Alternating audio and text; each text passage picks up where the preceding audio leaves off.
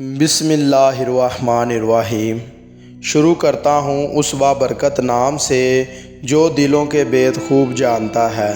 آج کا موضوع ہے نبی کریم صلی اللہ علیہ وآلہ وسلم کے خلاف کفار کے ناپاک ارادے۔ رسول اللہ صلی اللہ علیہ وآلہ وسلم اور تمام مسلمانوں نے خانہ کعبہ کا طواف کیا۔ حضرت عمر رضی اللہ تعالیٰ عنہ آگے رہے۔ مسلمانوں نے کعبے کے گرد نماز ادا کی۔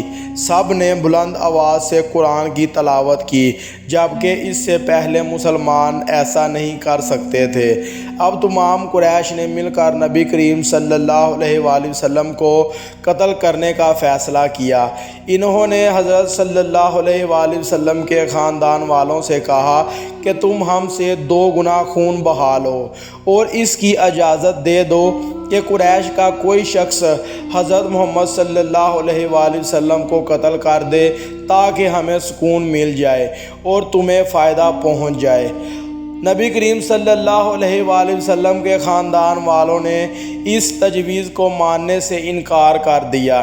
اس پر قریش نے غصے میں آ کر یہ طے کیا کہ تمام بنو ہاشم اور بنو عبد المطلب کا معاشرتی بائیکاٹ کیا جائے، اور ساتھ ہی انہوں نے طے کیا کہ بنو ہاشم کو بازاروں میں نہ آنے دیا جائے تاکہ وہ کوئی چیز نہ خرید سکیں، ان سے شادی بیاہ نہ کیا جائے اور نہ ان کے لیے کوئی صلح قبول کی جائے، ان کے معاملے میں کوئی نرم دلی نہ اختیار کی جائے، یعنی ان پر کچھ بھی گزرے ان کے لیے دل میں رحم کا جذبہ پیدا نہ ہونے دیا جائے، اور یہ بائیکاٹ اس وقت تک جاری رہنا چاہیے جب تک کہ بنی ہاشم کے لوگ نبی کریم صلی اللہ علیہ وآلہ وسلم کو قتل کرنے کے لیے قریش کے حوالے نہ کر دیں۔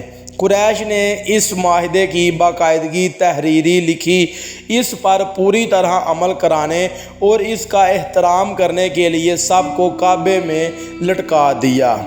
اس معاہدے کے بعد ابو لہب کو چھوڑ کر تمام بنی ہاشم اور بنی عبد المطلب شیب بن طالب میں چلے گئے۔ یہ مکہ سے باہر ایک گھاٹی تھی۔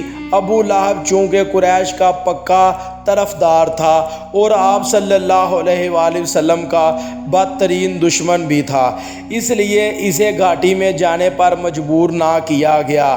یوں بھی اس نے نبی کریم صلی اللہ علیہ وآلہ وسلم کے قتل کے منصوبے میں قریش کا ساتھ دیا تھا، ان کی مخالفت نہیں کی تھی۔ نبی کریم صلی اللہ علیہ وآلہ وسلم شیب ابی طالب میں محصور ہو گئے۔ اس وقت آپ کی عمر مبارک 46 سال تھی۔ بخاری میں ہے کہ اس گھاٹی میں مسلمانوں نے بہت مشکل اور سخت وقت گزارا۔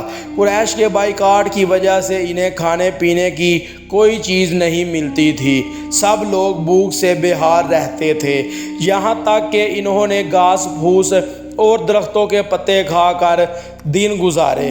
یہ بھی مکہ میں باہر کوئی قافلہ آتا تو یہ مجبوراً اور بے کس حضرات وہاں پہنچ جاتے تاکہ ان سے کھانے پینے کی چیز خرید لیں، لیکن ساتھ ہی ابو لہب وہاں پہنچ جاتا اور کہتا، لوگو، محمد کے ساتھی اگر تم سے کچھ خریدنا چاہیں تو اس چیز کے دام اس قدر بڑھا دو کہ یہ تم سے کچھ بھی خرید نہ سکیں۔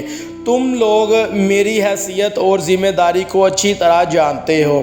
چنانچہ وہ تاجر اپنے مال کی قیمت بہت زیادہ بڑھا چڑھا کر بتاتے اور تمام حضرات ناکام ہو کر گھاٹی میں لوٹ آتے۔ وہاں اپنے بچوں کو بھوک اور پیاس سے بلکتا تڑپتا دیکھتے تو آنکھوں میں آنسو آ جاتے۔ ادھر بچے انہیں خالی ہاتھ دیکھ کر اور زیادہ رونے لگتے۔ ابو لہب ان تاجروں سے سارا مال خود خرید لیتا۔ یہاں یہ بات ذہن نشین کر لے کہ نبی کریم صلی اللہ علیہ وآلہ وسلم اور ان کے خاندان کے لوگ قریش کے اس معاہدے کے بعد حالات کا رخ دیکھتے ہوئے خود اس گھاٹی میں چلے آئے تھے۔ یہ بات نہیں کہ قریش مکہ نے انہیں گرفتار کر کے وہاں قید کر دیا تھا۔ اس بائیکاٹ کے دوران بہت سے مسلمان ہجرت کر کے حبشہ چلے گئے۔ یہ حبشہ کی طرف دوسری ہجرت تھی۔ اس ہجرت میں 38 مردوں اور 12 عورتوں نے حصہ لیا۔ یہ تھی ہماری آج کی ویڈیو، اچھی لگے لائک اور کمنٹ کریں، ہمارے چینل کو سبسکرائب کریں اور ساتھ بیل آئیکن کو پریس کریں تاکہ ہماری ہر آنے والی ویڈیو کا نوٹیفیکیشن آپ تک پہنچ سکے۔ جزاک اللہ۔